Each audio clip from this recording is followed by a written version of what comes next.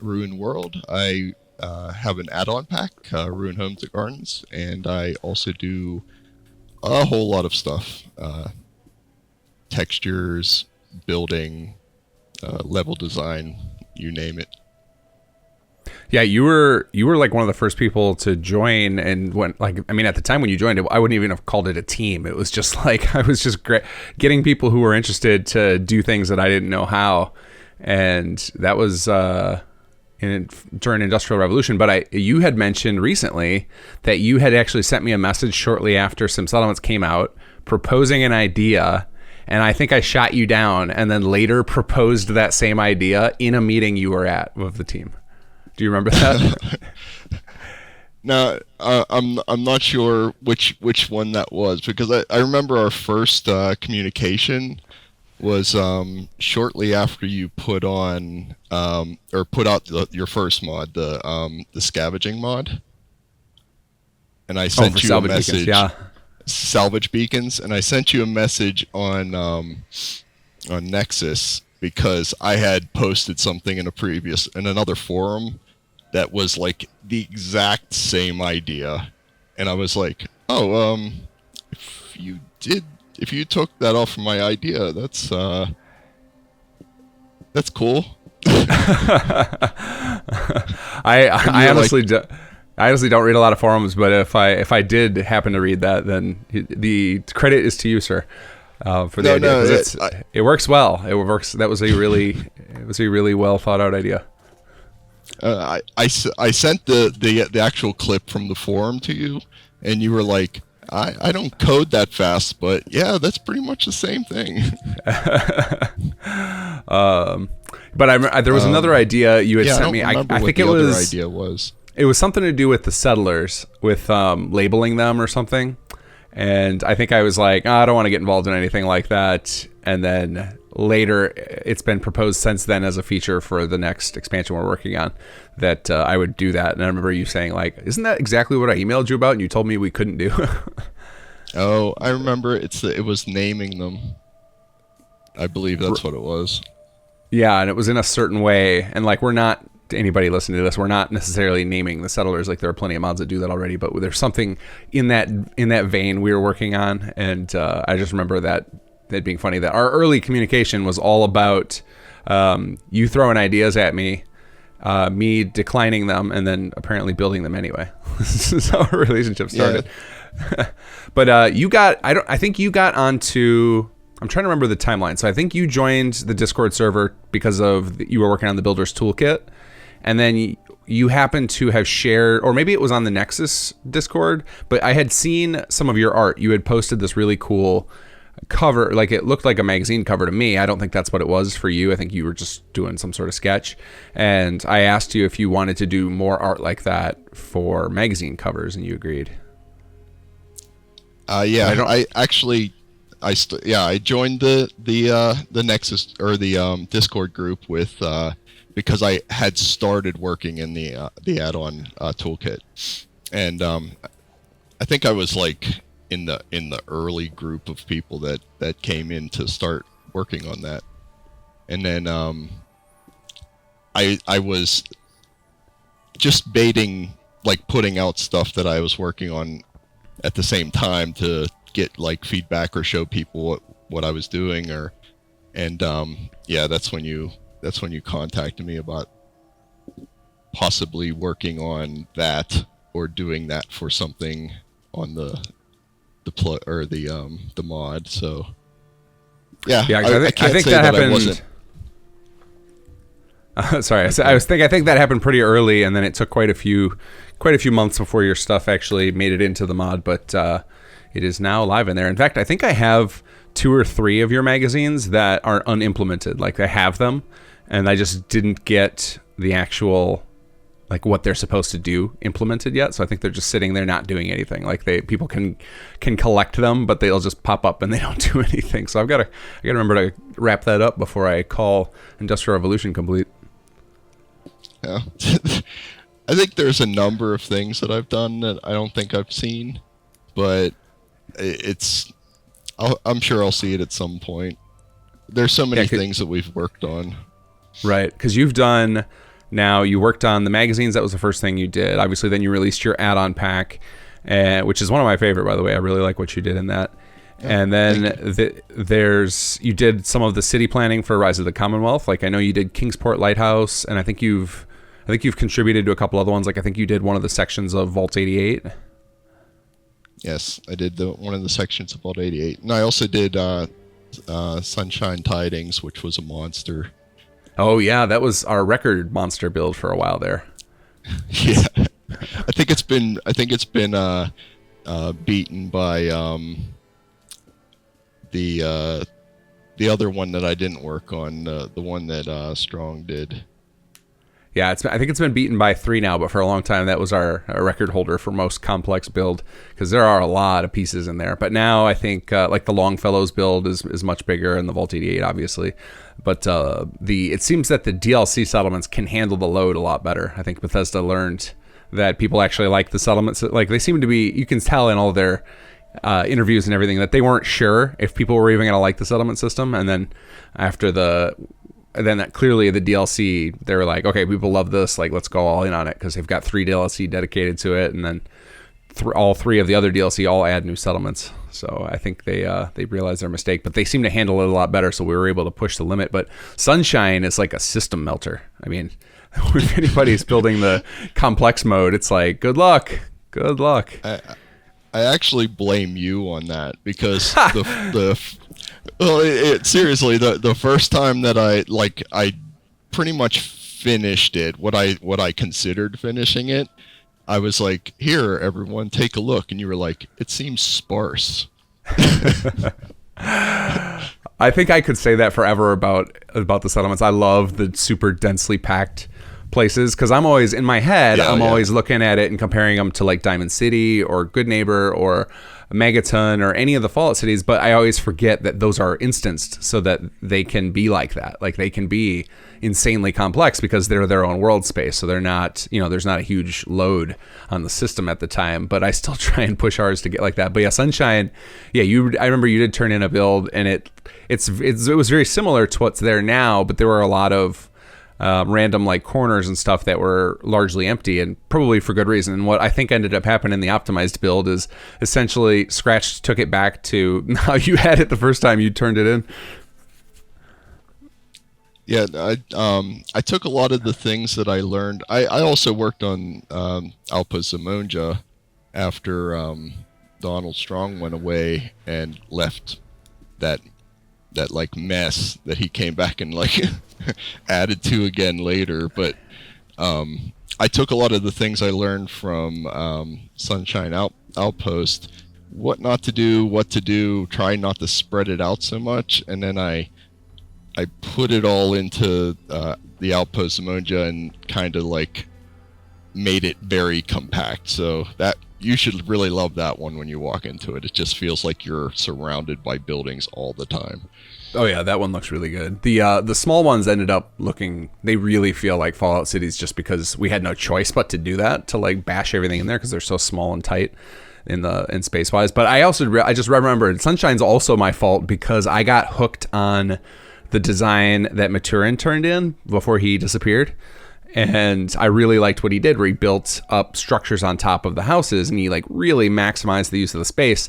But at the time, we didn't realize that how important the build limits were. And so like I was just pushing for like, we got to use that idea. Like that's so cool to use up all that space. Like now in hindsight, we should have taken places like Starlight and Sunshine, which have really low build limits, even though they have a lot of space, and just compact it into a small area is what we should have done. But hindsight's 2020 and all that. I mean, seriously, it was. I believe at that point in the project, we were like, well, "What should we do for build limit?" And you were just like, no build limit." So we just did. We built. Yeah, it wasn't clear to me what the build limit was for, because I had been playing on PC for a while at that point, and I just turned off the build limit, and I never ever had any problems. But it did not occur to me that thing was clearly there for Xbox users so that they don't melt their poor little systems. Now, from what I've understood of the Xbox players, is that the One X can actually handle the full load. So fortunately, there are a lot of Xbox players who still get to see like the full things, because I think Sunshine looks amazing. It looks really good in that full version, especially Yeah. that big giant building you did that's got kind of a curve to it. Like, it looks really sweet. Yeah, that was one of the things I always tried to do. With not just like ignoring the build limit, but also ignoring the grid, which I know Donald Strong's rolling over in his grave at the moment because he's all about the grid, like snap to the grid, snap to the grid. But I wanted, I wanted to like, I would overlap the assets so that it felt more like normal. Like nothing is aligned to a grid in real life. So I wanted it to kind of flow, and a lot of the buildings I kind of bent around and made them kind of around the center of the location, so it kind of, if you stood in the middle of the entire settlement, you could look around and it felt like the buildings surrounded you. Yeah, I think that looks really good, and I think Don is also rolling in his grave because he's probably screaming that you're misquoting him, because the his snap to grid thing means something totally different than what you're talking about. But yeah, I think the building against the grain and not following the straight lines is one of the key art decisions I think Bethesda uses in designing their towns, that like at least their post-war towns. Obviously, like anything that's left over from the war is going to have cleaner lines on the streets and stuff, but actual like the junk towns, they're always really haphazard, and I love that aesthetic. I think that I've always been drawn to that, and I really wanted to capture that with our OTC. So I think that what you did in Sunshine is exactly that, of ignore those straight lines, kind of fold things over each other and make it look kind of like it would look kind of trashy. Like if it was built in real life, like people would be like, look like, would a little kid build that? Like, what is that? And it was kind of Right. fun. It was kind of fun to have to capture that as an art style, because there are some people who play Sim Settlements or Fallout 4 who hate that messiness, which is I always find funny because of how important it is to the aesthetic of the Fallout franchise.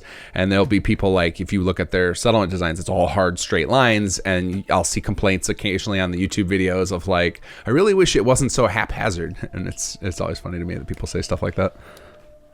Right, and they also, there was that like that era of Nexus mods where everyone was like clean pre-war textures, and I'm like, get that out of here. That it doesn't fit into the genre at all. It just it doesn't look right.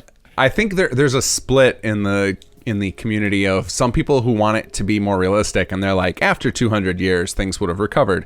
And then there are, I think me and you and most of the RTC team are in the camp of, we recognize that a lot of realism is sacrificed for the fun of it, and also to give it kind of an interesting aesthetic of like, yes, it's not realistic that like people are using bottle caps and everything's still dead in 200 years, or that people haven't rebuilt some sort of civilization, but it makes for a fun backdrop, like, because the whole thing with it is to take the wholesome 50s and smash it against a post-war disaster, and it just gives this like really interesting it clashes well, and it just works together.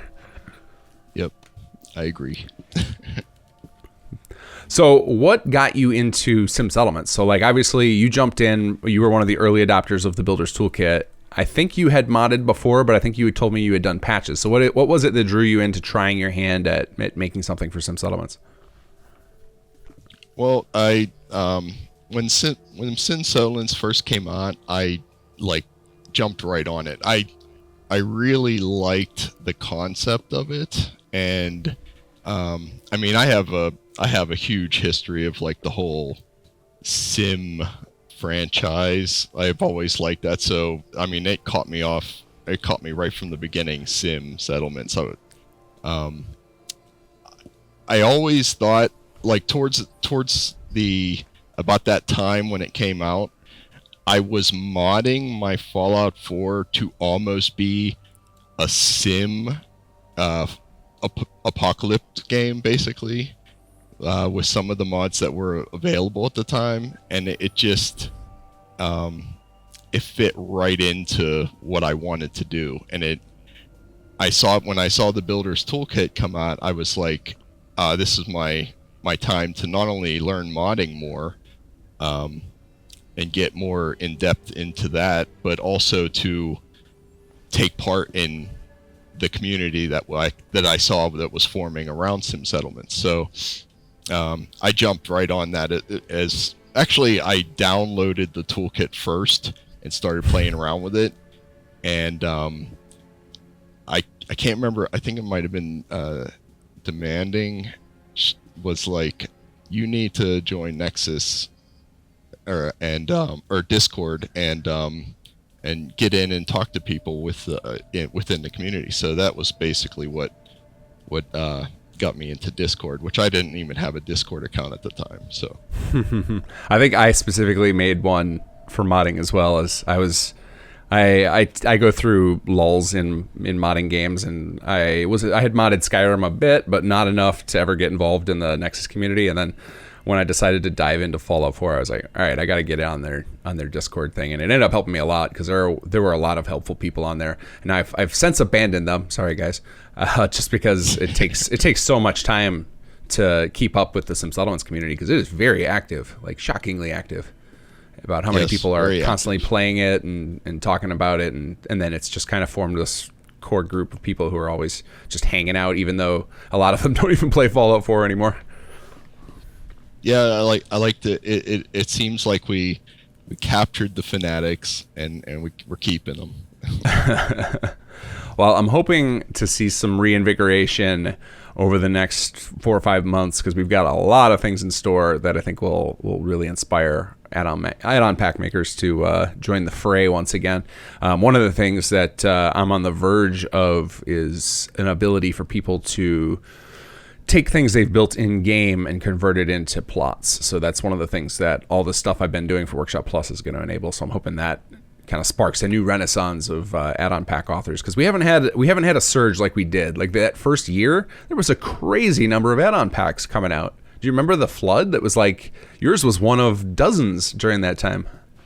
Right. I actually, because of when I got in, I think I was between 3 and 4, and then it just like multiplied exponentially after that. It was actually, I think I ended up being 4 because Trailer Park Dreams came out like a day before mine, and at that point I'd been tinkering with it, and one of my big problems is when I start building something, I will get it to 90%, and then I start moving on to another thing, and then I'll have like 6 or 7 plots ready, but not all the way ready. So I just had to like push through and get it out like immediately, because I could see that a bunch of other people were coming in as well, and they were all chomping at the bit to get those add-on packs out. So I do the same thing. Well, I used to. Now I've kind of changed my tune on it, and not just in things like the buildings, but just in life projects. Whenever I have hobby projects, I tend to get them to, I do that same thing, get them to 90%, and then I'm just like, well, that's enough. I know how to do it, and I get it. Like that, like, because for me, it's generally about the journey, but now the journey has become seeing how people react to all the stuff. So in order to, then that forces me to do that last 10% of like, well, no one's going to see it if you don't wrap it up. So that's my personal motivation to get past that last 10%. I think you probably suffer the same thing. Is that yes, what you get to, where you're just like, well, that's good enough, like for me, because if you're not sharing it, like then why do the hard? Because that last 10% is also the hardest 10%.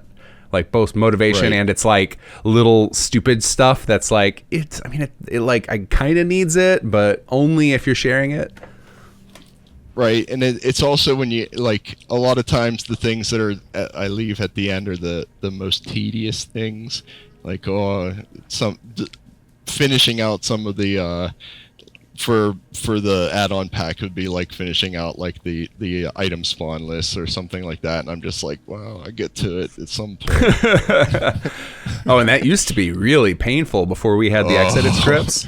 All right, so yeah. Just to paint everyone a picture, and maybe I will include some video footage in the background of this. When originally when I came up with the workflow for doing Sim Settlement building plans, every single item that was on the plot, so it would be like every chair, every decoration on the shelf, all the lights, you had to enter all of the coordinates for the position and rotation of each item individually, and it takes forever. It is so slow, and there was at the time there was no better way to do it. And since then we found a way to mass import all of that data, but at the time, and so this is to me was the I could see there was like a big draw with Sim Settlements when that many people were willing to go through that much tedious work and put out those add-on packs. I was like, wow, this is like, people are really, their imaginations are captured if they're willing to put up with all that. Like I definitely made it easy as far as following the tutorials, but you can't take away that tedium. That's always there.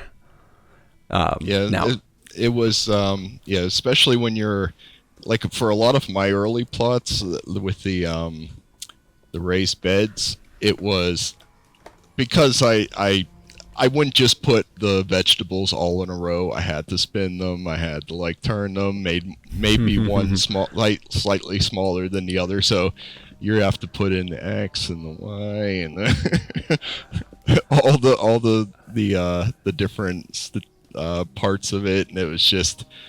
I remember my wife coming in one time, and I'd just been sitting there like typing in items for like hours, and she was like, "Is there anything I can do to help?" I was like, "No."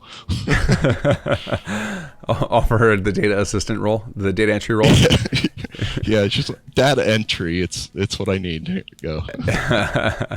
But now we have a method of you just export the items and then re-import them, so it's a lot easier. And that methodology is actually what the new method we have now is what made me think eventually we could get to a point where you could build these in the game. And so I'm really excited to get that stuff out, which we're kind of in testing of it right now. But yeah, it's a much different game now to actually release plots, which is why I think it's funny that we had so many add-on packs come out early. And then since I've released that easier method, we've seen a lot less. And I don't know if it's part of it is that I still teach in the kit, I still teach the hard method first, because I think it's kind of necessary that you go through it once or twice to like understand the concepts of what's going on. Because you can't really, it's hard to learn like the low level concepts if you're just using a shortcut button to do something. And some of those concepts are kind of important if you're going to be an add-on pack author, like understanding that the difference between the stage models and the stage item spawns. And how those relate to the actual levels and stuff. Like, I think that's pretty important.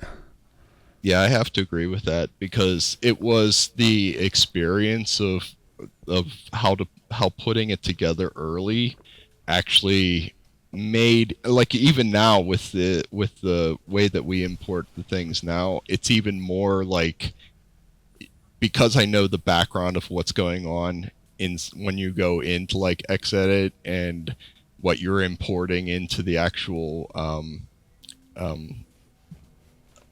items, it's better. You're not like mysteriously adding stuff and you just don't know what it's doing. You know exactly what it's doing, and you could actually check through it and see if there's any issues, or if there's anything you want to just change without having to re-import everything. You could just go in and do it in the CK. So yeah, that's kind of nice, and that's actually on the recode. You guys are gonna love this, and I'll probably be showing you on Friday of the one of the other problems we always had during development of building plans is if you wanted to go tweak something in the creation kit, there's this weird quirk where it randomizes the order of the properties. So then, like trying to figure out which item is which was always kind of a nightmare. It was like, and once in a while you get lucky and you'd open the building plan and the form IDs would be first, and it was like, oh, I can see my items. But most of the time it was like all you could see was the rotation data, and then the actual form was like off the screen. Which I know that's not going to make any sense to anybody listening, but I'm sure Ruin knows exactly what I'm talking about. I know exactly what you're talking about, and I actually have 3 monitors set up, and I stretched the actual window all the way across so that I could like open it up and see everything that was inside the entire like ID. Yeah, what a nightmare! But I've got a solution for that finally in the redesign that we're working on. Awesome. So let's talk sim games. So you said you were into those beforehand. What are some of your favorite of those types of games? We'll see. Some of my earlier modding experience was from sim. I like The Sims. of course, just like in general. I did texture editing for a lot of that stuff, like just to put my own face and stuff, people that I knew in the game, just to mess around.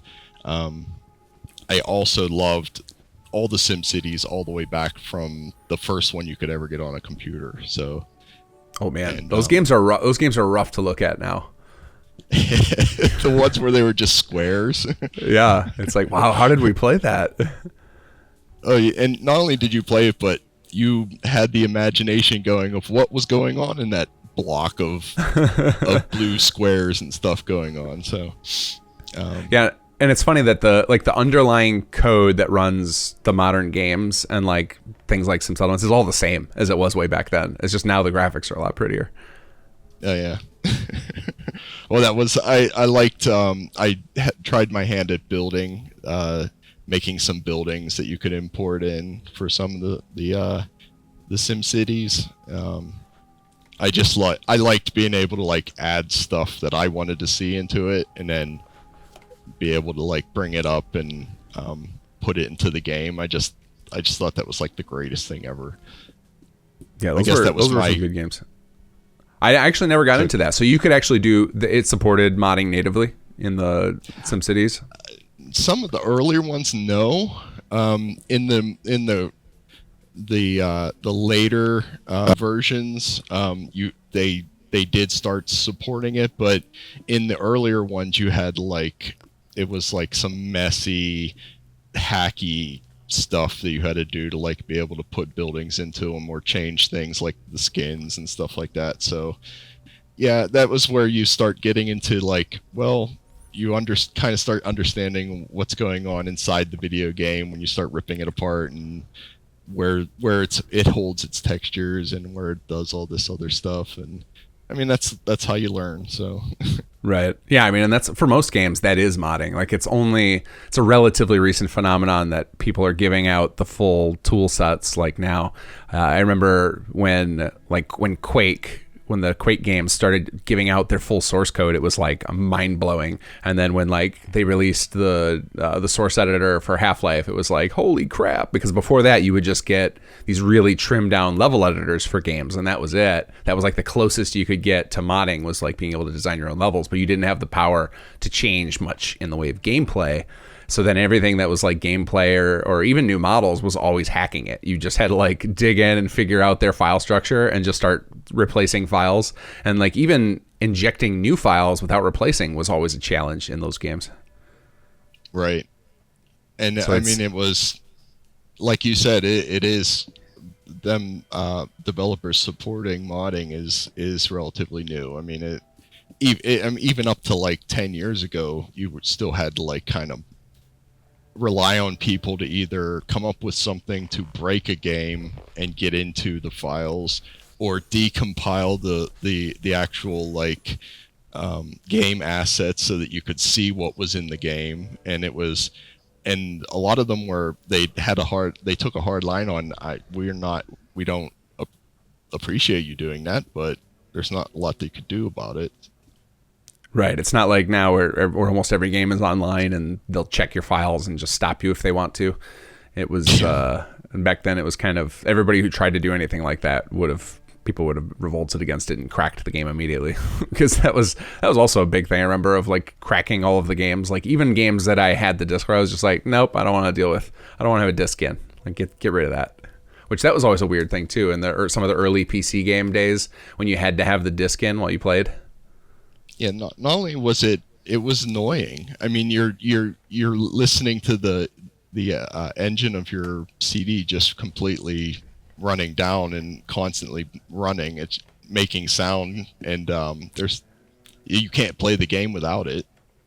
So yeah, very strange ways they used to do things. But I'm very glad we're on to the day and age where you don't even need a disc anymore. Just download everything. It's so fantastic. You kids don't know how good you have it. So those were some of my favorite games too. I loved I don't think I ever played the like simple block version. I think the first SimCity I got into and what put me onto that genre was SimCity for Super Nintendo. I think that was, so it was like SimCity 2000, I think, was the first one I really got into. And then after that, I just started devouring everything with the Sim title in it, like Sim Earth and Sim Ant and Sim, like there was everything. I mean, that used to be such a big genre of, and if it wasn't the original, it was a knockoff of it that had Sim in the title. But like Sim Theme Park, the Sim Hospital, like all of it has been touched. And I would play the crap out of all of those games. What was the other one? Sim Coaster.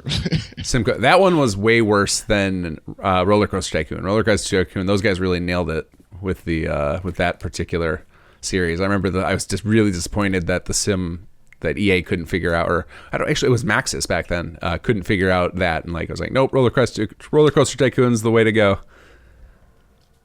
That's but right. but yeah, that whole genre I loved. I got into, and then I started, I think from there is when I segued into RTSs. So then I got into like Dungeon Keeper and then StarCraft, like the games that were, because to me those are kind of like it's like simulation light with more of a focus on combat is where those start going into, but they still have enough of that simulation element that I could get into, like Age of Empires and things like that.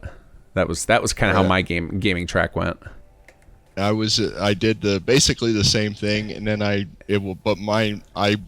veered off into the Warcraft, which eventually led me into WoW, which I still have to go to WoW Players Anonymous because it was bad. I did the same thing. I think when I finally broke free of the WoW addiction, I think I had like 2 years played, and I was like, okay, that's like the same type. If you told somebody you lost 2 years of your life to hangovers, like they would send you to AA. So I was like, all right, I need to quit this. So now I'm like super leery of online games. Yeah, Blizzard actually broke me. It was, I was big into the game for a number of years, and it was when PvP was, they had just changed it so that it was it wasn't as grindy as it was in the beginning. I'm not sure when you actually started playing it, but I was a launch day player. I got hooked in right away. So I remember, the PvP, like getting your rank up, and what's that big giant 40v40 one? I can't remember the battle. What was that called? You know what I'm talking about?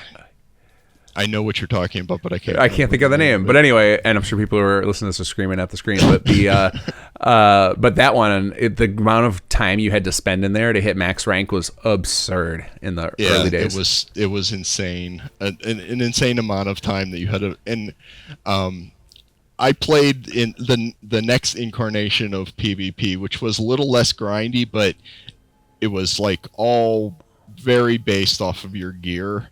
And I was my main character was a priest, and I had all the top gear. Like I could sit the group of people that I was guilded with at the time. We would lure people, and I was the bait because I was so tanky. It was insane. Like my resilience was like the highest resilience you could get, and I would lay down in the middle of the street, like wherever we would go, as close to the horde side as we could, because I was alliance dwarf, and I would lay down in the middle of the street, and everyone would hide, and you see a priest lying down in the middle of the street, you take the bait. I mean, it was every time someone would come up. And then we'd just gank them. I'm sure you killed me many times doing that, because I was playing for the Horde, and I would definitely be the type that would fall for that trap, because it's just too juicy a target. But yeah, then that resilience came. I think that was introduced with Burning Crusade. Like I think that's when they added that in. Yeah, because that was a very strange mechanic to wrap your head around at first, and then the people who adapted to it and just went for it like were crushing for a long time. Yeah. With my resilience gear on, and at the time they came out with that one, there was a heal, I can't remember what it was called, but it would bounce every time a target got hit. With that and my resilience gear, I could stand there with a rogue like at my back and I wouldn't die. It was like really crazy. And then Blizzard, I think it was the next expansion, and they invalidated all of my armor, basically. And they changed it, and I was just like, I'm not doing it again. and it was Right. that was broke me. I think that's kind of the thing that happens with each of those expansions, though, right? Like you immediately, like by the time you get to the next max level, your greens are better than all of the gear you spent hundreds of hours grinding out. Right. Yeah. And But that's, was done at that point. So. Right. I think that's about how long I lasted too. I think I made it to Wrath of the Lich King, and then when raiding time came, my heart wasn't in it anymore, and I think I made it to their second raid, whatever the raid release was, and I was just like, I'm done. And I was also having like existential crisis about the amount of hours I was putting in. But I think one of the things that gets you is you're surrounded with other professionals, and you kind of all enable each other. You know, it's like some of our guild members were teachers. We had a doctor, and I'm like, oh, if these people can do this, like I'm just a lowly programmer. Like this is totally normal to spend this amount of time in, and you kind of all feed off of each other, and it's like it's kind of sick in a little way. And so now I'm like super cautious about online games, especially because like I can pull myself away from single player games without an issue. And I can regulate my time, but when there's other players involved and I'm meeting up with people and it becomes a social activity, it's real easy to get sucked down that well. Oh yeah. And, I would say the same thing about single player games, but, Fallout 4, like dragged me in, like, no other single player game that I've ever played. I have more hours in Fallout 4 than I have probably every other game I have in my like Steam folder. So I definitely put a lot of time in Bethesda games, but I don't ever feel like I don't ever find myself ditching on real life stuff to play, except for maybe the first week of games out. Like I remember when Fallout 4 came out, I definitely got totally hooked for like a week, but then after that it was, I wasn't blowing off nights out with my friends or anything just to play. Whereas online games, I found myself like I was trying to get myself out of going to weddings and stuff because I was so hooked on it. Oh yeah, and like there's the guild that I was in, I was on like a schedule. I I had a calendar and stuff. I mean, it was like being a professional gamer. I mean, no one's giving you any money for it. So. Right. Yeah, it's pretty wild the amount of time people put in, and I think that's one of the things that has drawn me into. I think Fallout 4 modding has replaced that for me because it turns out as a creative outlet, whereas I think there's a draw to RPGs. I think creative people are drawn to them because it feels like you're building something, because you're building a character and you're progressing, and I think everybody needs that feel of progression and like there's something in their lives that's constantly building towards something bigger. And for me, I think I've replaced a lot of what RPGs were doing with actual modding, because now I'm building something bigger and bigger in the same way you'd build a character. But I feel a lot less guilty about it because it's something I can share with a lot of other people, and a lot of other people can get joy out of it. Whereas if you're not in a guild, it's hard to get to share, your creation with others. Like nobody cares about your Fallout 4 character. Like nobody gives a damn about how good your Fallout 4 character is, because theirs is probably just as good. So it's not as exciting to share that information. Right. That's one of the things that I think I've always loved about the Sim Settlements community is you can show them what you're working on. Like your add-on pack or whatever, and they have a genuine appreciation for the time you're putting in and what you're doing, and they're excited about when you're going to release it, and it gives you a sense of accomplishment. I mean, it's definitely something like you're working towards that other people want to see. So, I mean, it's addicting too. It's definitely, I think that's probably why more and more games are starting to put building elements in too, because it's also something you can share with the community that people do want to see. Like people do want to see stuff if somebody builds a really cool settlement, it's fun to watch those videos, or it's fun to see those screenshots because it's actually impressive. Whereas, if they just collected a bunch of armor and weapons and posed their character, that's not super exciting because it's like, well, I could have done that. Like you just found gear. But the amount of effort and artistic ability involved in building a beautiful settlement is a lot. It's a lot. Like there's the stuff that like people like Don do, who's put in just hundreds of hours on a single settlement build. It's really impressive and like just great to look at. Yeah, some of his builds are the amount of detail is insane. I can only imagine that my frame rate would drop like even entering it. So. Have you tried running any of the ROTC builds on your latest playthrough? I have run some of the actual the builds, but I tend to I'm not as big on the automation of letting them do it, as I like to put the buildings where I want them to go still. So I'm that crowd. I Sure. like them to run it, but I still want to zone the plots, and I want to put with them where they're going. So Sure. Yeah, there's definitely a split in the community. There's a large number of people. I've talked about this a number of times. I feel like the game, when the mod first came out, it turned out that most of the people using it were actually people like you who wanted to be able to hand place them. In fact, I found it was more people even beyond that who actually wanted to use them more as decorations, and they were the people who pushed for me to add building selection, because before that I was building it for myself, which is I'm the type, I love the automation, I love city plans, I just want to see progression. I don't care who planned it, as long as these settlements aren't stagnant. That's what I care about. So in my head, I was always designing some settlements for myself, for that crowd of people who like as much automation as possible. So I was like a hardliner, like every building's gonna be random. If you want to change the building plan, you can pick it up and scrap it and build it again. And like clearly not the way to go, because enough people like to use it in other ways. But yeah, there's definitely a divide there. There are a lot of people who like the control, and a lot of people who want to just hands off. They just want these settlements to not be wastes of space in their game. right, yeah. So it was funny though that with the city plan stuff is we kind of built it in two groups. So it was like you guys all working on the city plan designs in the game, and then I'm coding it and showing it off to the testing team independently. And I would periodically say to you guys, hey, you guys should check out where I'm at with the code. And I don't think any of you did until like 2 weeks before release, and I finally showed you a demo on stream, and you guys are all like, oh, it has that. It like what's with the flying camera thing? And like it was just funny to me that none of you guys had tried it up to that point, so you had no idea. You were all just building blindly based on what I suggested to you about like the levels and all that, having no concept of what it was going to turn out to be until the very end. And now I think to this day most of you still haven't tried it in the game. Oh, those mysterious testers. We always heard about them, but none of us have ever seen them. I don't know if they exist. It's just me. It's just me talking to myself in a room.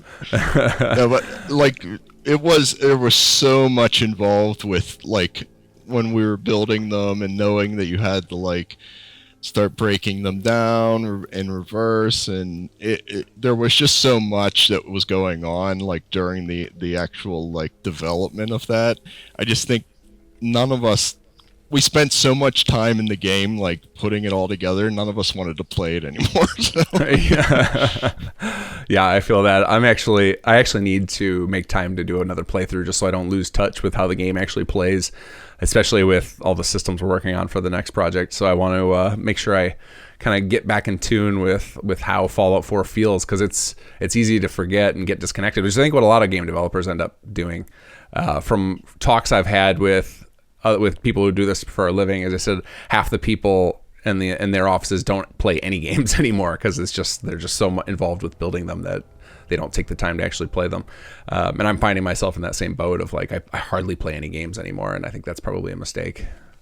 I have to say that I've been planning another playthrough for a while now. I mean, I keep my mods up to date. I like reinstall everything, make sure if, like F4AC is all up to date and everything. I'm planning it. It's just that every time you'll like because I've been in the background in Sim Settlements like since the beginning, I get to see like or hear about projects as they're being thought about, and I'm like, well, I really want to play with that in the game, so I'll wait. That's true. Yeah, we have a lot of stuff on the that's just been like in development hell forever. That it's like, oh, that'll be really cool. Can't wait to have that in the game. I have my first playthrough of every Bethesda game. I have a notebook with me while I'm playing, and I take down notes of things I want to see changed. And I've still got stuff on my list from my very first playthrough that I still no one's released a mod for that I still want to see, and it's like, most of that stuff is coming up in our next project. So I'm thinking I'm finally going to find the time to do a playthrough when we release our next big thing. So that's exciting, because there's a lot of cool mods out there. A lot of people have released some pretty solid stuff, and there's even a couple of really good looking quest mods out there that I haven't tried yet. So it'll be fun to get back in and do another playthrough. Oh, those creature collection and NPC collection mods, they're huge, and it adds so much to the game. Oh yeah, that's Third Storm. The amount of time that dude puts into like individually customizing thousands of NPCs is just insane. I actually downloaded them to make sure they worked with Workshop Framework, and like just the scope of them, like they're multiple gigabytes each. It's like, this is nuts, man. Like the amount of time you must put in, and that's all the grindy work too. That's the stuff we've been talking about. That's like that 10%. Everything that he does in there is that. So like, mad props to him for putting all that effort in, because I don't think I could do it. Yeah, all this level lists and stuff, man. It's too much.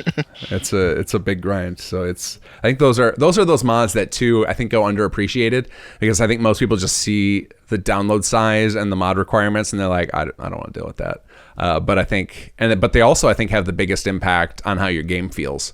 If just general, like as you're walking around and like giving it a different feel so that it doesn't become stagnant, like that type of thing where it's like, you know, all these new faces and all these new skins on monsters and all these new injected level lists, like that type of stuff can have such a massive impact on the way the game plays.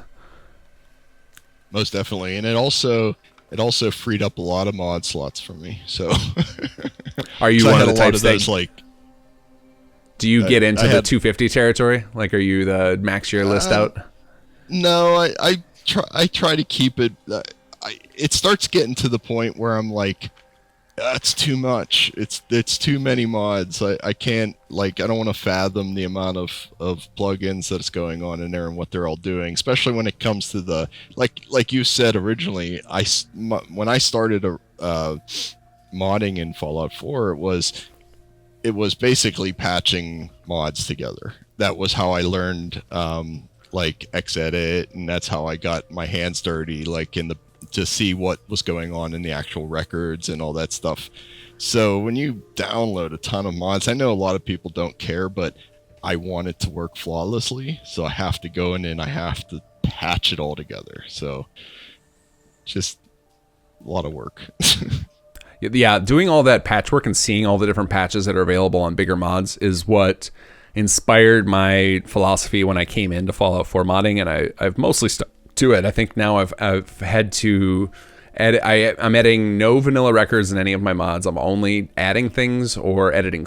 I edited a few scripts for Workshop Framework, but the number of patches people have to put out for their mods is staggering. Yeah, and especially it's less like I feel like less people are doing it with Fallout 4. But I remember with Skyrim, the number of patches I would have to download to get all my mods working was just like, this is absurd. It's not fun anymore. Like, because I think modding, like just putting a collection of mods together, is a ton of fun. I remember that was the last time I did play through Fallout 4. I would spend all of my like work commute time scouring the Nexus for more stuff I could add to my playthroughs, and that was a lot of fun until you get to the patching point where it's like, oh, these two don't work together. That sucks. Right. And it's also, I mean, it is addicting to adding new stuff, and not just adding new stuff. It's like you find something on the Nexus you've never seen before, and you're like, I really think that would be cool, and you just want to put it in just so that you can see what it does in the game. But then, yeah, like you have to patch it. But still, I mean, it can be addicting just collecting mods to put into the game, and then trying to make it all work together. So Yeah, there's definitely there's also a point you get to where there's actually I think a point you can get where there's too much, you have too much stuff. I had this happen in my last Skyrim playthrough. Like I had too many different things my character could do. For example, like I had like 5 different ways I could deal with locks, and like I could use a spell to unlock, or I could break down the door, and like there was all these options, and I was like, all right, I guess this is too much. Like I added so much to the game, so many options that I'm not using most of them, and then it becomes kind of a waste. And that's kind of a funny. I think game developers probably have to go through this, especially like people like Bethesda, of a lot of times mods will come out and be like, why didn't Bethesda think of that? And my thinking is always, they probably did think of it, but they're just like, okay, we're giving too much. Like, we're going to overwhelm the average player with too many options, because that's a thing, I think, of too many choices is a bad thing too. Yeah, I definitely ran into that a lot I was in the early Minecraft phase, when it was like really big, and then when the big mod packs started coming out, and everyone was making all these mod packs with pretty much everything in the kitchen sink in them, and basically it was the same thing. I mean, it was how many different ways can you make like cobblestone or something? I actually really envy Minecraft because of mod packs. I wish we could do that with Bethesda games, and I know I've had this discussion with mod authors who've been doing this a lot longer than I am, and I get their point of that. The problem with that is, you put all these hours in, and then nobody knows your name because you're just random little tiny mod in this massive in all these collections, and just nobody recognizes you. But I mean, honestly, if it were a thing, I get it. I could see myself being like reticent about letting my own mods go into the collections, mostly because I'm updating them all the time. Like when people ask me if they can, patch salvage beacons, or like I know like IDEC asked if he could integrate salvage beacons into logistics. I'm like, go for it. Like I don't care anymore. Like it's not a mod I'm actively updating. So like I am very pro mod pack and would love to see. I wish we could do more of that in the Fallout community, and that's kind of where we've been pushing with the mega pack for the add-ons, and now the city plan packs. Is I love the making it easier on the user, because that's ultimately that the burden right now for a good modding experience tends to be on each individual user, which then severely limits the audience who's going to play with mods. Because I think the average gamer just doesn't have the fortitude to deal with the hassle of actually playing with mods, because it's not easy. It's even today with all the simple tools we have, it's still kind of a pain in the ass sometimes. Definitely, and you can't just throw the mods in the order you downloaded them or found them on the Nexus, because you're bound to run into a situation where you just destroy your save or destroy your game. And so it does take. It's almost like there is a strategy involved. You have to kind of understand how the load order works, and you have to load certain mods before other mods, because they're going to overwrite each other, and it's just it is a process. And I think mod packs alleviate that issue. But you said, it gets to the point where a person will just download the mod pack, not know who's involved with it, how many different people actually went into the different mods that are involved, and then you also get into a situation where this new lesser known mod never gets any light because it's not part of the mod pack, and no one wants to add anything or subtract anything from the mod pack that they're using. So right, and you get those lost. Yeah, I think the only way mod packs will ever see the light of day in Bethesda games is if Bethesda themselves encourages them. Like if we see, like in the next game they mod, if you could download packs like if people are allowed to combine mods together into packs and put them up on Bethesda, I could see that happening. Because I think that's how Minecraft mod packing got so big, is I think like Mojang actually supported it or something like that. There was a reason for it to take off in that community. And I know it has the same stigma among some authors there, but clearly like not enough to dissuade them. Because I think if you went into learning modding, like if I started as a Fallout 4 modder knowing that mod packs were a thing, then I wouldn't have anything to be upset about. Like it would just be like, this is just how the community operates. But because it's not, like it's always, there's a fierce, there's a lot of pushback against it. Because I know there was a an app that came out, and I think it's mostly disappeared now, but I know like MXR was advertising it for a while, and it was essentially mod packs. It was a way you could bulk download mods into groups, and people went bananas over it. And this was recently. This was like in the last year and a half. Oh, I didn't see that. I have seen people do like kind of a faux post on like the Nexus with their mod list with all the links in the order that you should like download them. So it was almost like a proxy mod pack. It just wasn't put together. You were putting it together via their instructions, basically. So I've seen that in several different places. I have seen that too, and to me, that is the fact that you can't stop people from doing that, and it's only one step removed from an actual mod pack. It's like, just let the mod packs happen. That's just kind of how I feel. But I do get it from the update standpoint. Like, if a mod is not in final form and the author's actively adding things all the time and patching it, then the mod packs become a huge problem, because there's no way to guarantee that, you know, your latest version is in the mod pack, and that's kind of a bummer in that regard. So I don't know what the solution to that is, but I think it's something that could be that's a problem that would get solved if we were in that scenario. Like, I think if mod packs were supported by, say, Vortex, then Vortex would be able to handle doing updates of individual mods. So then, for example, the person managing the mod pack could say, you know, you can update these 10 mods safely, and then we'll all work together. And like, this particular one, you know, I tried the update and it screws up the pack or whatever. I think Steam tends to mess up a plan like that just because of their forced updates. And as soon as you force update the client, then a number of mods fall down like dominoes, and you have to force update them as well. And then that could end up like breaking the cohesive like union of mods. So. Yeah, I really don't know what the solution is. I think this is one of those things where we should be able to solve, though. Like, in the grand scheme of things, like as a software problem, it's solvable. And I just don't know if nobody seems to have pulled it off. But I just always liked the Minecraft model. It seemed to work. Like the mod packs were popular. I've never been involved in the modding community there, like aside from playing the mod packs, so I don't know, you know, what kind of drama there is about them.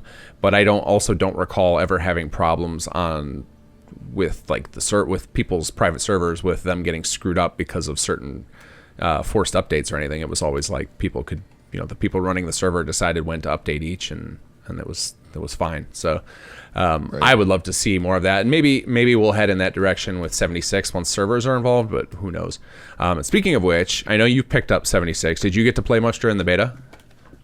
I played as much as I could. The beta times were a little weird, especially that last one. It was like in the middle of the day and then just cut out for no reason. So I got to play a good deal, and I liked it. I thought it felt like Fallout 4. I mean, it almost like a DLC of Fallout 4. There were some things that were different. There were some things I'd like to actually see implemented into Fallout 4, and then the rest of it was very familiar. Yeah, there were definitely... I have been torn with it. So I probably put in 12 or 15 hours in the beta, and there were some moments I was playing where I forgot I was playing a different Fallout game. It just felt like I was deep into Fallout 4. I got lost in the world and like was enjoying the exploration. And then I've had a lot of other moments where I'm like, I hate this. My two big complaints right now are the respawning, the constant respawns. Like, literally before we started this conversation, I was playing a bit, and I ran into a spot where mole rats would spawn indefinitely, and they just never stopped. And I was like waiting to like, I was going to quit the game and come start this conversation as soon as I finished that encounter, and I realized I just found a buggy spot, probably like a cell barrier, where as I was moving to like run away from them, I was just triggering more and more to spawn, and I was like, this is a nightmare. This is not Fallout, because to me that's one of my favorite parts about the Bethesda games is you get the ebb and flow of like combat, then exploration, and like you get to clear out a space, take your time, explore through everything, read the notes and holotapes, collect all the loot, and there's no pressure. But in Fallout 76, the pressure never lets up. Like it's not hard, like, but it's annoying. Like if you're in your inventory and you're getting bit or smacked around by a frail goal, that's a really annoying experience. So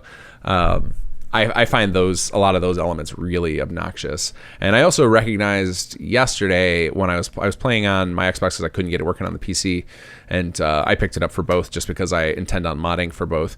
And I was finding it a very lonely game. And I know that this is a common thing that's been discussed by other YouTubers, is that there's like a debate of whether or not it's lonely, and I find it lonely because I don't have, like, to me the other players do not alleviate the loneliness. Like to me all they are is a jarring pull me out of the immersion, because it reminds me so much of World of Warcraft. You see that floating nameplate, you see a person bouncing, you see a silly name, and you're like, oh, I'm not in a game world, I'm like in a multiplayer server where there's a bunch of other people playing around in this amusement park.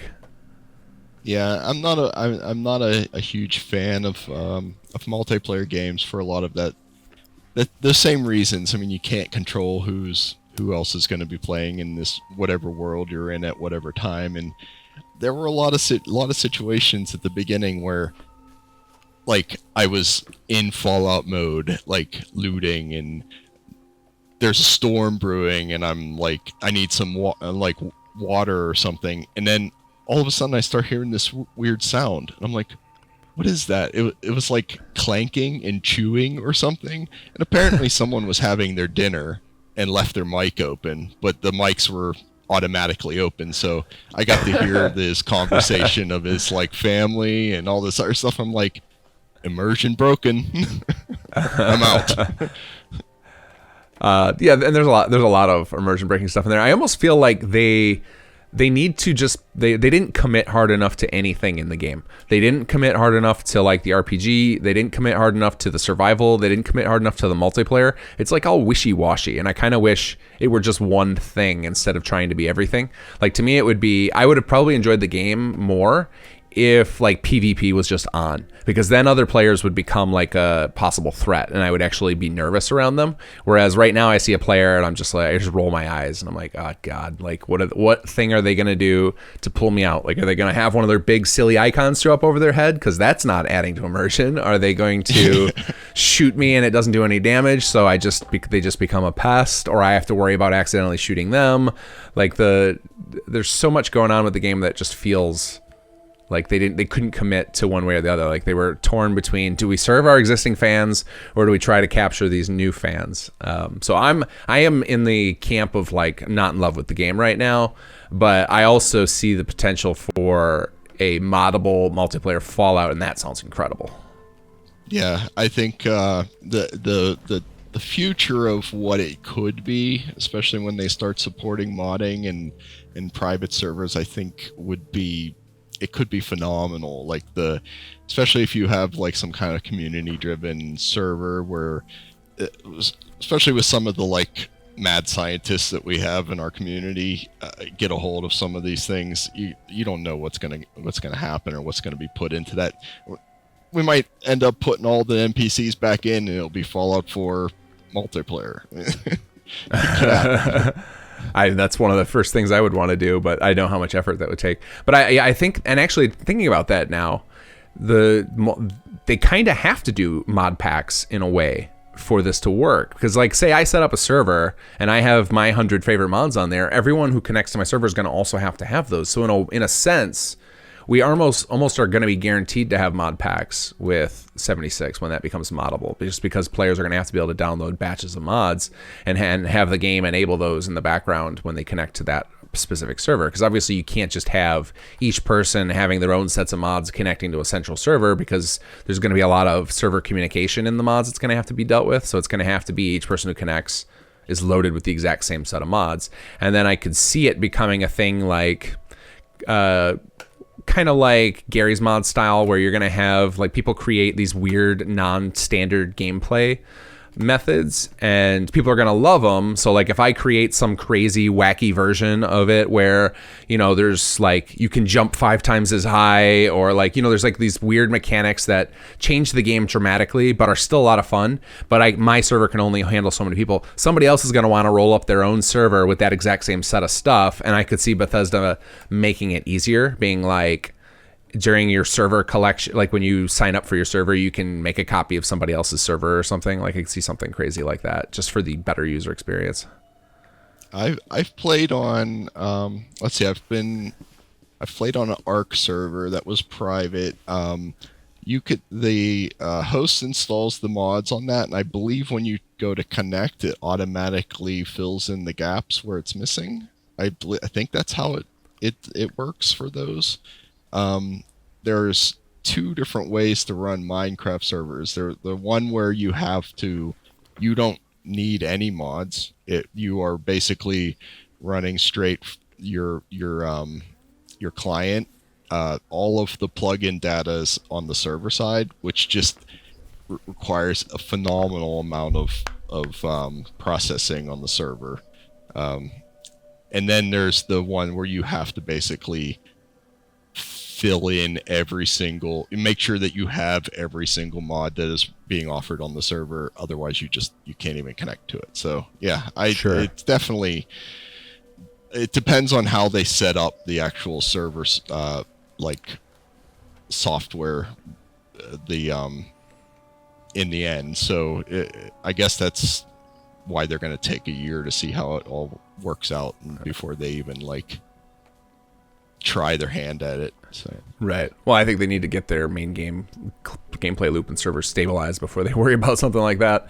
But I could definitely see it being from the fact that they took, because they definitely improved the modding experience with their in-game stuff. Like I will give them mad props for that, is that it's way easier to update mods that way. It's kind of a pain to search on Xbox with it. Like the search feature, like their screen for managing it isn't great, but actually like keeping your mods up to date is way easier in that than it is through the community tools, just because the community tools make you go to the webpage. Like you have to go click on it and actually download it.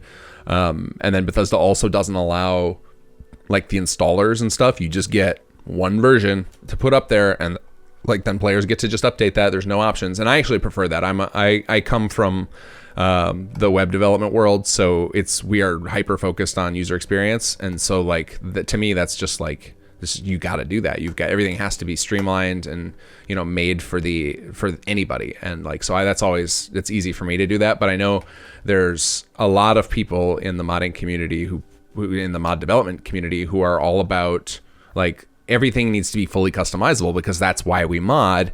And so then you get these like complicated faux mod installers, and then there's like all these explanations you've got to read before, you know, these warnings before you install about all these sub mods you might need, and like all these options got to be configured. And that's great for power users, but is terrible for, you know, user XYZ who wants to just dip his toes into mods. Right. I love the way that Bethesda had their modding set up. I do agree that the searching is terrible. In fact, when I first uploaded my add-on pack to Bethesda, I couldn't find Sim Settlements. You still can't. Sim Settlements still doesn't come up on the search. It's so funny. I talked to Bethesda support about it, and they said it's a quirk on their in-game search. It caps to 100 results, and there are now more than 100 mods that return Sim Settlements in their description. So Sim Settlements itself doesn't come up in search anymore. It's really ridiculous. Yeah. It was horrible. I had to find someone else's mod pack or add-on, and then they had you listed, and I was able to get it from that. That was the only way I was able to find it. Oh, that's pretty ridiculous. But yeah, I think Bethesda clearly they understand user experience in that regard, and they want to enhance it. So I could see in 76 it would be the method you described from Arc, where it's like you connect to the server and any mods you don't have will just be auto downloaded to your system. That to me seems like the most sane version to do. Yeah, that would be the best, especially for anyone that just wants I'm coming into it for the first time, and you don't have to like learn modding if you want to just play with your friends on a server or something. So Right. Or like, for example, I love the idea of using a 76 server as a test bed to be like, I can, like, it could be like a cool Patreon thing to be like, you know, for everybody who's a Patreon level this, like, you can come play on my test server where you can see all the things I'm working on, and it's really wacky, and like I left all sorts of bizarre mods running, but you're welcome to connect to it like as a perk. Like that to me seems like a really fun thing you could do, but it would be a real pain in the ass if you've got to give them all these convoluted instructions for the mods they've got to download. My dream scenario of that is I'm not like kind of a creative server where not only can people come in to see like if I'm building something, they could help you build things. Like if you have all of the assets at your fingertips, kind of like how we have for the like the blueprint tool, and you can just basically world design and other people can help you, and I think that would be like awesome. I think that the experience of like building stuff together, I think, would be fun. Yeah, I agree. I think, and that's, yeah, that there's a lot of potential for that, but I am a little nervous about whether or not the engine can handle it, just because like now we're starting to find all these limitations in Fallout 4, and it's like, we know 76 is built on the same foundation, so if Fallout 4 can't handle it, I don't know that an online version is going to suddenly be able to handle it. So I'm a little skeptical in that regard of like, you know, how, like I've got a lot of myself invested into Fallout 4 modding. But fortunately, because it's single player, I can come up with, you know, a lot of solutions, but obviously your hands are a little more tied when there's a server involved. So I'm nervous about how much I'm going to commit to it, but I'm like that idea, like what you just described sounds amazing, of being able to kind of design things, especially if we end up with export tools, like, you know, like the stuff we have now where you can take stuff in the game and then convert it into a mod. Like that could be even way cooler, because then you could like we could have our team meetings in the game world and all be like showing each other examples of stuff, of ideas we have right there. Like how sweet would that be? Only if we have like a big hall where everyone has to sit down on seats and stuff in like a circle. Team meeting. Great. So yeah, I guess I'm cautiously optimistic about the future of 76. I actually I'm probably going to do a Let's Play series of it, just because, for two reasons. One is I need to prevent myself from getting addicted, and so if I have another task I have to do while playing it, so like, you know, commenting on my own gameplay will keep me from ever getting hooked on it. And then two would be that I want to make sure I understand how the game plays, so that when modding is available, I actually understand what I'm modding, because, you know, if you just roll into a game for the first time and start changing it, you're not going to make things people appreciate, because you're going to have no idea what other people are doing in the game. Right. I have trouble. I tried my hand at like Let's Plays and stuff like that, and I have trouble like talking about stuff while I'm doing it. Like as far as like in a game, I get so immersed into the game, I just like taking the time of talking about exactly what I'm doing. I have trouble with that. I can't wrap my head around it. Like I want to be quiet and in the game.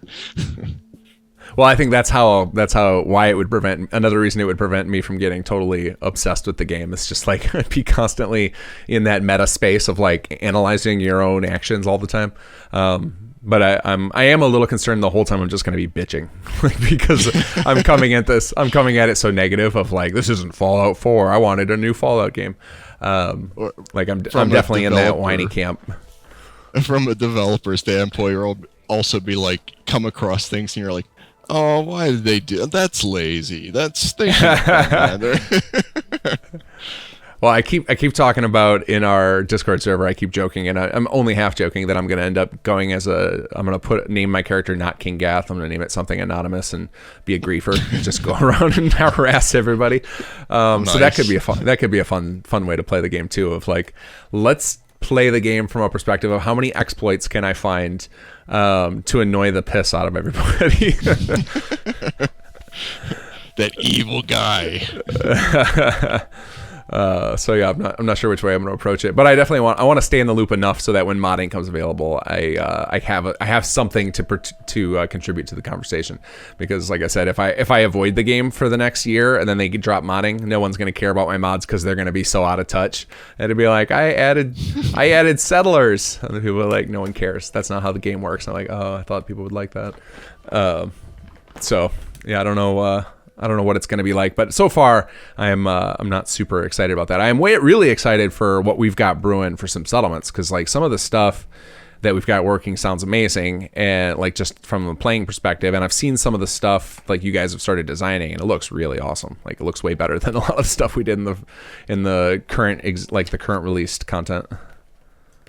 Yeah, it's I tend to hand build a lot of the stuff that I do, and then I like skull it up and like reuse a lot of the, like I have my own wall set, and I have like the amount of stuff I have in my toolkit for like the back end. It makes my job easier, but it also is like unique to my building style. So a lot of the buildings that like the things that I'm building for that is just, they'll look slightly different, but you know, that's a good practice, and something that I think we should be doing more of is like setting up more pallets like that, like setting up smaller S-calls, setting up the actual. Have you used the object pallet system yet? Oh yeah, I do. It's fantastic. It is fantastic, and it makes the entire. You can go overboard with it. I have to admit. If you want to clutter something, I mean, you grab like a whole bunch of, if you have like certain pallets together and it's like filled up, you can just sit there all day like dropping stuff. So, I mean, you can go overboard, but it does make everything so much easier.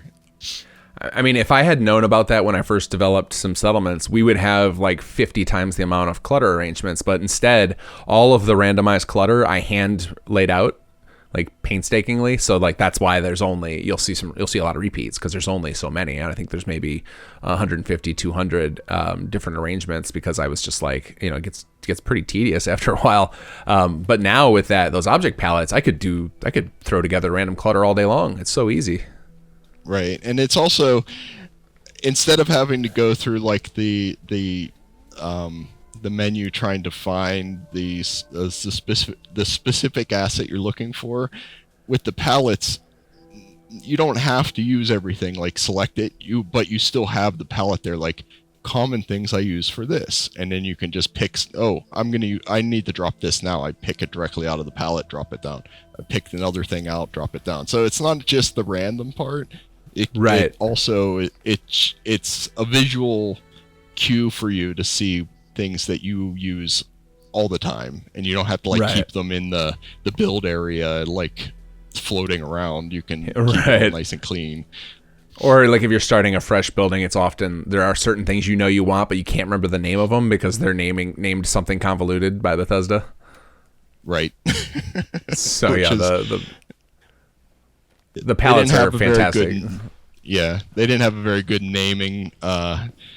Well, I guess they had like a naming system set up. Just sometimes they didn't follow them, and sometimes they make no sense. So, right. Sometimes it's just like 6 abbreviations smashed together, and I'm like, what the hell does that mean? So it can be tough. But I've actually started thinking about that from in game, and that's kind of what the blueprint system from 76 inspired, which I just implemented in Workshop Plus, was the idea of having, you could build like small chunks of settlements, like things you like to repeat a lot, and make copies of them, and then you just have that in your arsenal. And I've been talking with Sidante about getting that into a mini blueprint system where you could export them from the game, so you could take them between characters, because that to me is like, that would be perfect if you're a player who does a lot of settlement building, of being able to kind of set yourself up little templates and just pop them up real quick, almost like you get to in-game build S-calls essentially. That's fantastic. That's the first time hearing about that. So yeah, that I loved that part of the that they brought that blueprint system into 76. I one of the first things I did once I'd like adventured a little bit was I made a workshop and I started going through the workshop things just to see what they did, what they brought in, what were the options. And when I first found the blueprint part of that, I selected like a door, and then I saw the expand part, and I was like, this is cool if this is doing what I think it's doing. And I was able to like select the entire structure. I was like, this is really cool. Yeah, yeah, if you're, I made an approximation of it. If you watch, I posted a video about it called Fallout 76 Blueprinting and Fallout 4. It's definitely not as clean of a UI as they have, but toward the end of the video, you'll see that there's a combination of Workshop Plus options you can use that get pretty close to the way you can like individually add things to a blueprint in Fallout 4 right now. Like we have that available, so it's pretty sweet. That's awesome. But I'm just talking, but even outside of so both in the game and in the creation kit, that's really powerful, especially for us when we're designing all these plots and city plans, of being able to like shortcut some of the work, because there's some of those city plans, man, like we've got hundreds of hours into them between the whole team. Yeah. So I have nothing else to say about it. Well, I think you came out of it a little less salty than some others. So, well, I had a little bit of a break in there. You also didn't get you also didn't touch as many as some other people did. Yeah. So you saved yourself in that regard, because some people had single-handedly like touched half of all of the settlements, and we're up to like when I did the last patch, I realized we're up to 32 of them now in the base mod, which is pretty monstrous. Like that's a lot of designs, especially if you figure we spent a minimum 100 man hours each on them. Like it's a lot of hours. It's a lot of hours. And you also if you don't forget like that the first incarnation of the project, I was also there, so I had done like 3 or 4 builds when we decided to scrap. That's right. You were the only other person with Don who made it from, like, I think you, Don, and Ursa were there from the beginning, and then Ursa took off for a while. Don stuck around. I forgot you stuck around as well, but you just were working on something else in between there, and then you came back on for the reinvigoration. But yeah, I think you designed several of the original ones that basically didn't get used at all. I don't think a single one of those original designs got used as was. I think all of them went through a major overhaul. Right, and I believe like after my like second building plan or something, and I was like revisiting one of the ones that I previously built, and I was like, so do you think we can use any of it? And you're like, nope. Yeah, the scope, the feature creep was real then. But it's hard not to feature creep when you go like, so I often start these projects like, what could I do personally? Because like I want to make sure that if everybody were to bail on me, I could still build things. But then when I see there's enough other people, I'm like, well, if I could do all that by myself, then surely like 30 of us can do 30 times as many things.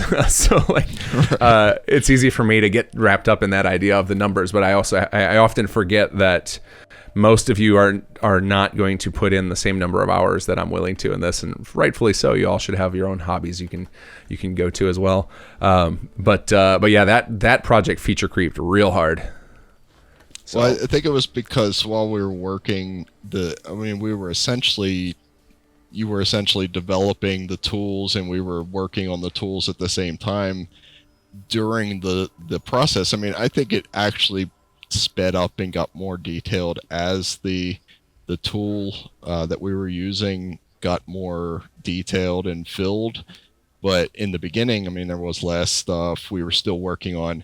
Remember when we had to console command in items that we wanted? Oh God, yeah, that was hilarious. Like and it was so funny that. Like you look at most of the builds people were doing, and they would console command in 2 or 3 things and be like, "That's enough," because it was such a pain in the ass. And then, but then Don had like 500 items that he had console commanded in, and then finally I think he was the one who pushed for the just making them buildable, and that's why he put in all the effort to actually categorize them all, because he was taking the time to like manually spawn in all these items, and it was like what a nightmare by comparison to the tools now we have. Yeah, I had a notepad, like a Notepad++ with all the I had like it separated into sections on it with the command for the items that I wanted, with like a little note for what each item was, so that I could just go back through and just copy them and spawn them in, and especially things that I was using like all the time, so it just made it a lot easier. Yeah, it definitely made it easier for you guys to make cooler stuff. And you can see, like, I think if anybody took the time and like compared all of our builds, that somebody could probably guess within a pretty fair degree of accuracy of when they were built in the pipeline, just based on how much more detailed and how many more custom pieces get added to the later ones versus the earlier ones. And the simplicity Right. too. I think some of our first builds are much, much less complex than they were later on.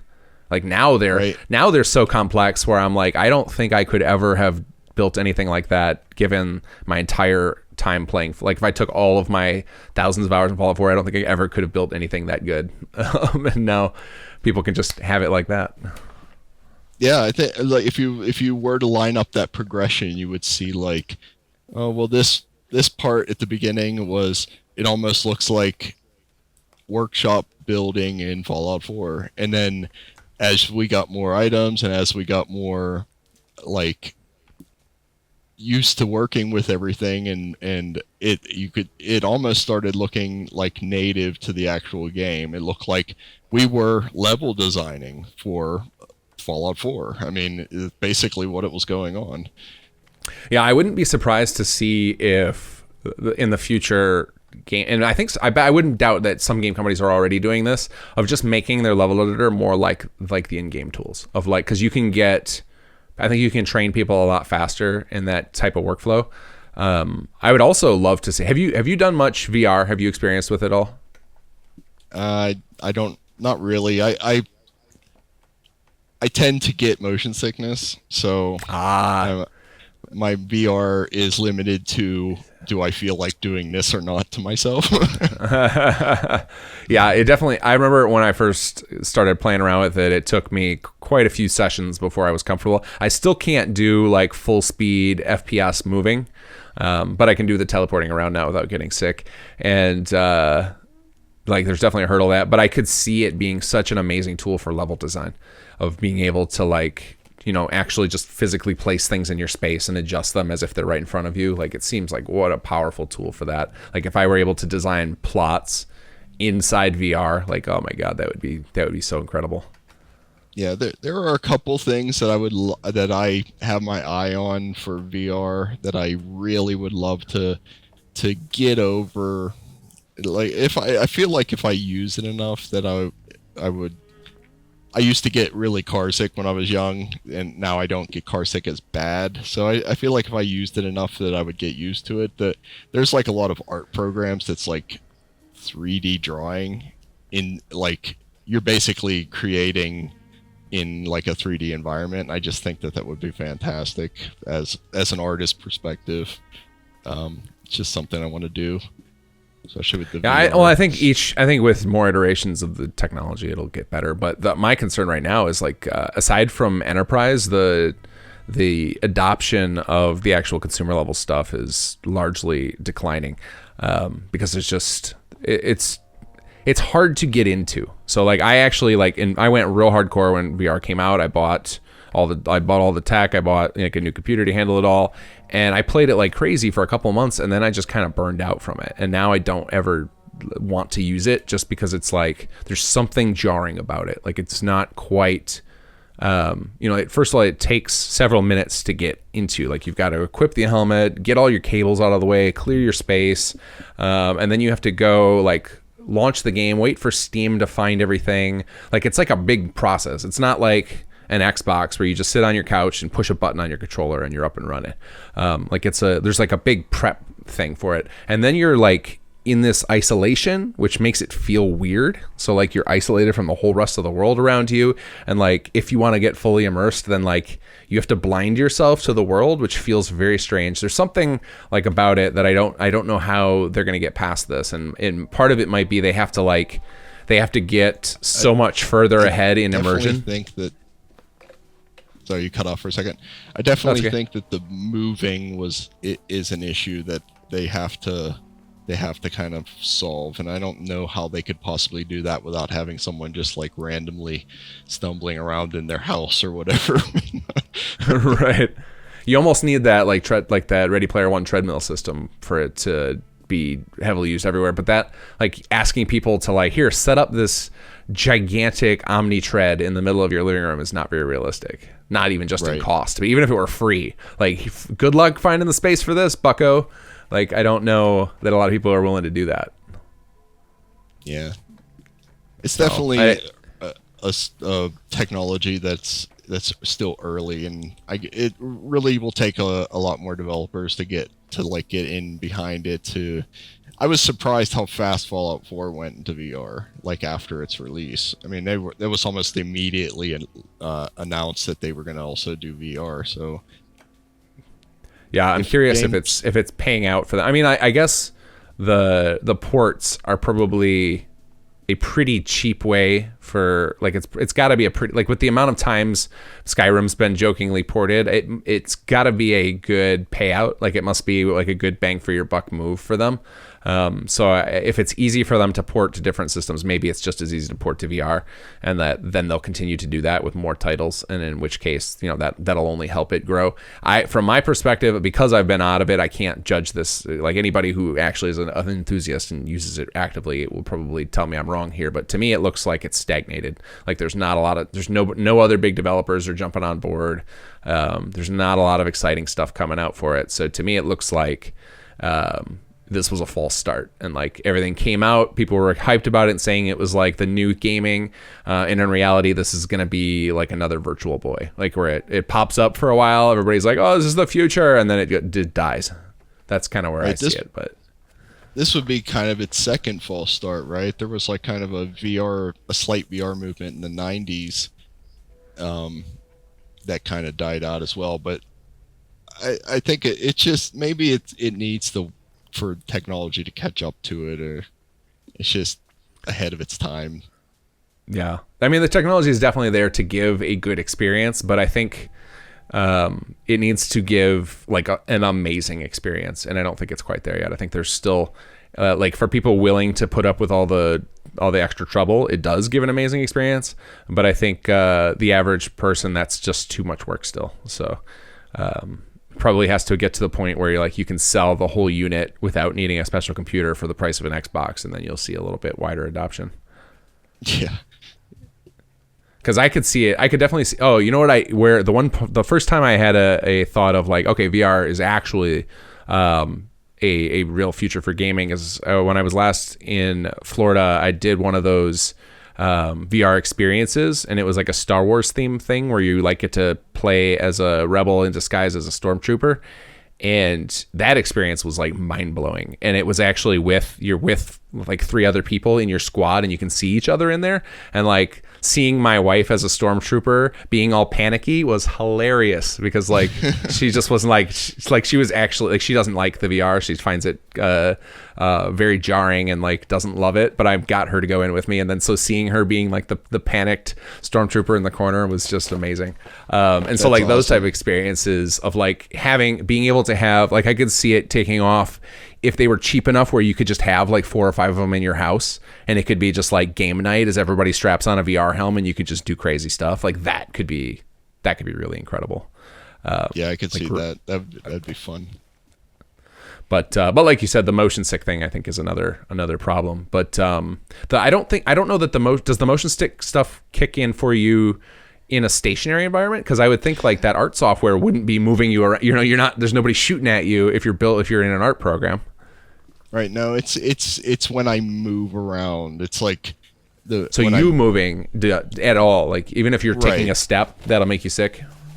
Yeah, if I'm stationary, like kind of looking, I'm fine. But when I start moving, my brain says, "You're moving now," and I'm like, "No, I'm not." You know what I mean? Like it doesn't. I guess it has a problem like figuring out that I'm not moving or that I'm moving, and it's. Now, are you talking about moving with the control stick, or are you talking about physically taking a step?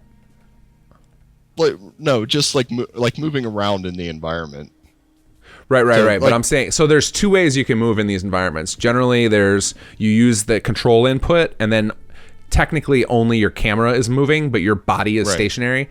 But then you can also, within your play area, take steps and move around in the space a little bit. Which, do you get sick on both, or just on the former? No, the controller part.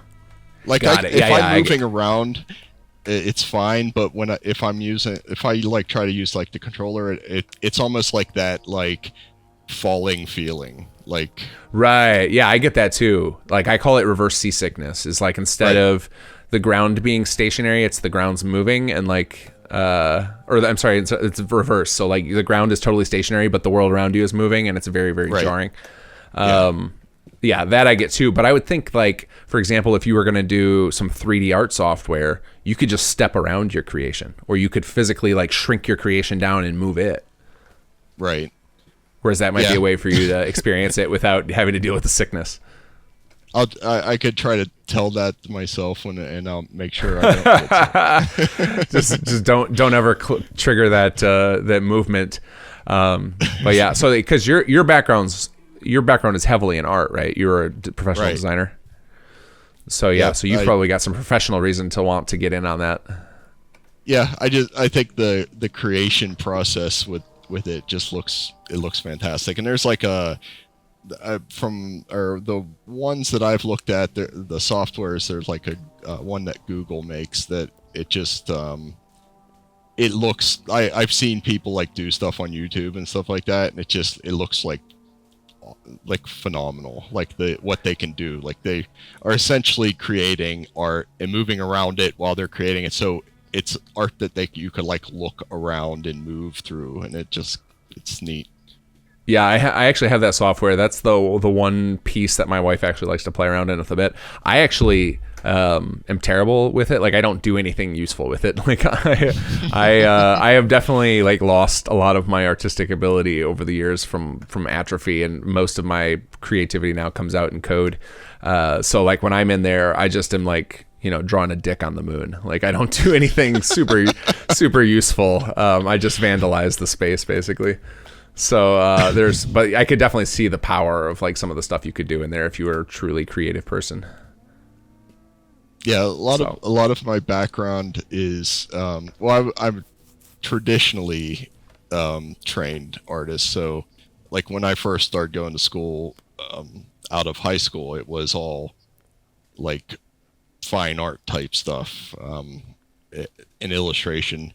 And then, as I'm giving away my age, but as computers became a little bit more available in schools, I started like going back to school and like retraining through all that. Like, I went through a lot of the 3D software after the big Jurassic Park phase, when everyone was like blown away by the dinosaurs. There was a huge movement in like colleges to bring that type of software in and train people in like Maya or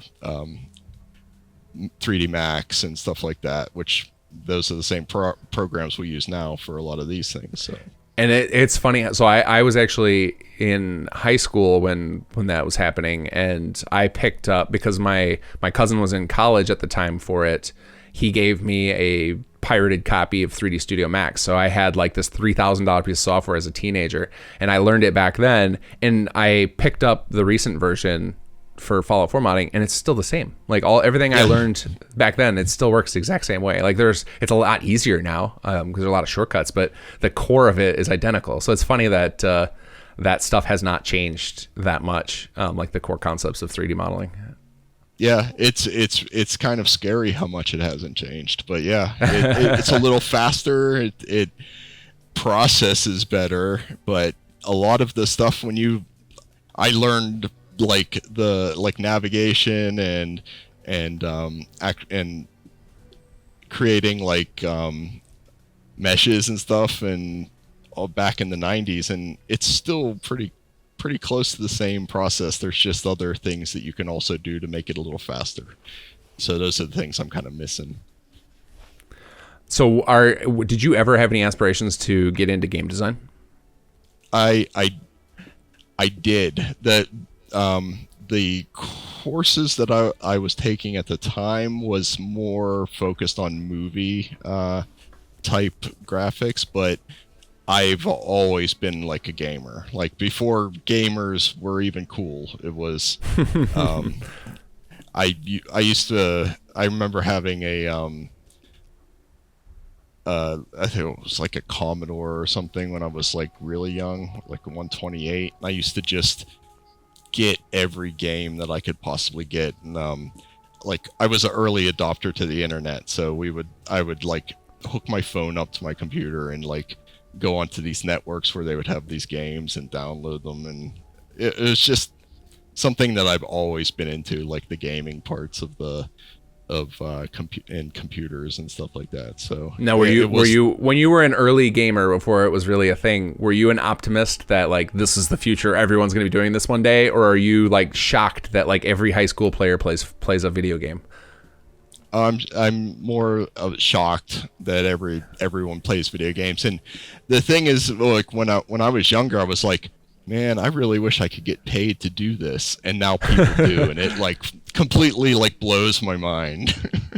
Yeah, like the fact that they're building like sports arenas in California for it is like what? Or Yeah, a friend of mine works for one of the universities around here, and they're setting up a program like a league for the students to play in, like at college level. I'm like, that's nuts. That is absolutely insane. Yeah, how much mainstream is gone? It's gone. Yeah. Even like 20 years ago, it's like completely different. It's a completely different like atmosphere, and it's kind of crazy. So when you thought maybe about going into it, what deterred you? Because I don't think you're not professionally in the game industry, correct? I think we've talked about this. No, I'm not. Yeah. So what deterred you from actually getting into that as a career option? I decided that I wanted to be a cell animator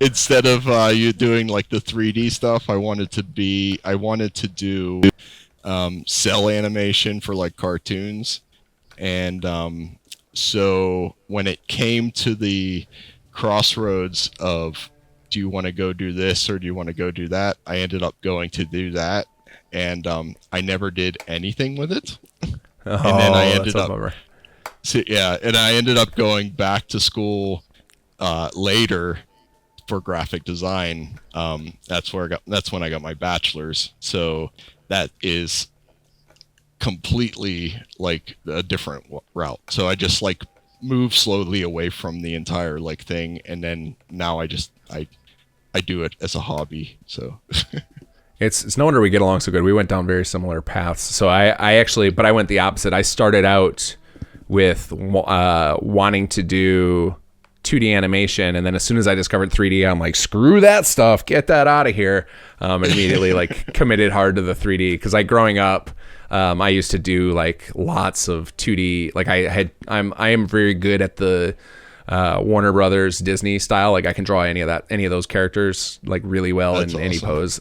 And so like I was like full on like I'm gonna go, like in the future I'm gonna make movies. Like I'm gonna be a 2D animator, and now that's not a thing. Like you can't have that career anymore. But I figured it out early enough that I wanted to do 3D instead. Now, I mean, obviously, but then I did the same thing as you. I don't use it at all. Like I have the background in it, and it has no financial value for me whatsoever, because I never got good enough to where I could do it professionally. Right. But I was headed down that route, and then for me, I just followed the money. So it was like I saw from other people who went into game development that it's a very low paying, overworked career, and I instead was like found that people pay a lot of money for programmers. So I was just like, all right, well, that's what I'm gonna go do. Yeah, I seem to find like basically the same thing. It was when I went into graphic design, I ended up apparently when you go to school, you don't end up doing what you're going to school for. So because I went into graphic design, that's what I got my bachelor's through. But when essentially my first job was a web designer and graphic design. And then this was when people didn't really know what they needed for a web designer yet. So, and they didn't train web design in like a lot of college. You just had to take like a web class, but it wasn't like programming web. And then Right. I basically just taught myself web and ended up the job I'm in now. I'm like, I do web services for a major university. So that's not graphic design, but sure. Right.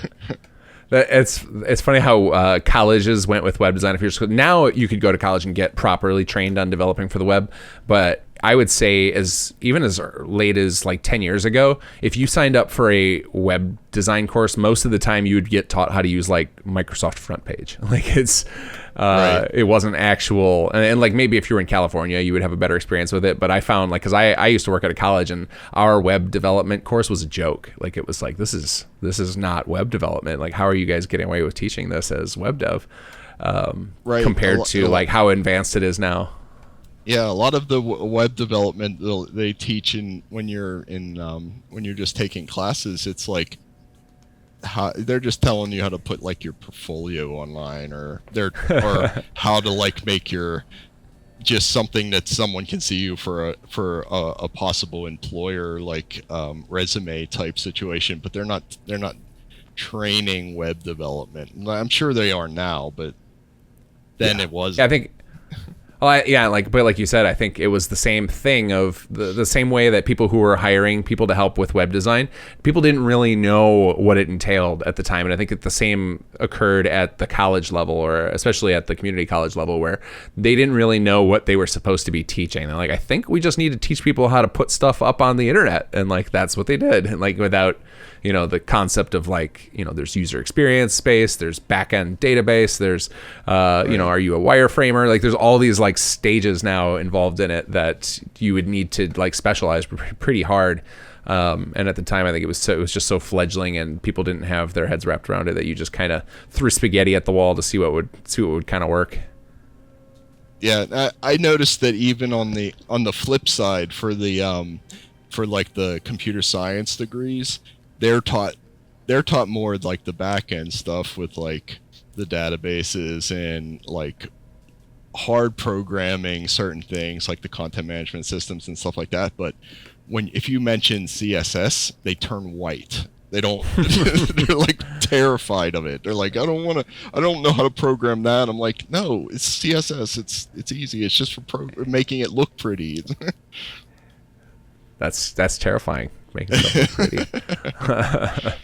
Awesome. Well, it's been awesome talking with you. Do you have anything else you would like to tell about your experience with Sim Settlements, Fallout 4, etc., before we close the conversation?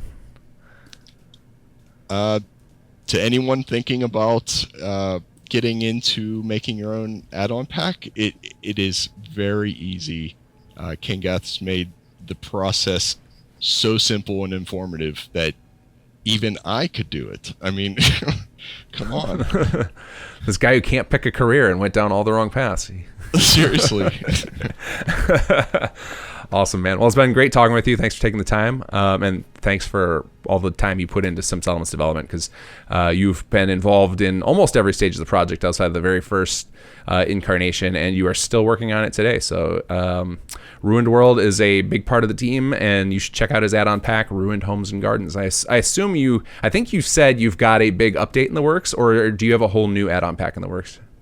Both. Both. I can't get enough.